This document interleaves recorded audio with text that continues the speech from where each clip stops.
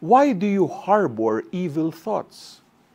This was the response of Jesus to those scribes who said to themselves that Jesus was blaspheming. When others do not conform to our preconceived notions, when people go against our principles, we see them in bad light. At pag ganito na ang ating disposisyon ay madalas hindi natin nakikita ang ating kapwa kung sino sila. Ang nakikita natin ay yung masama na pinoproject natin sa kanila.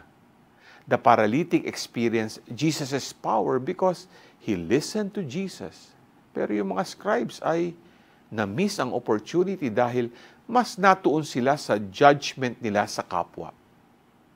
Are you ready to let go of your judgments to experience others as they truly are? G ka ba?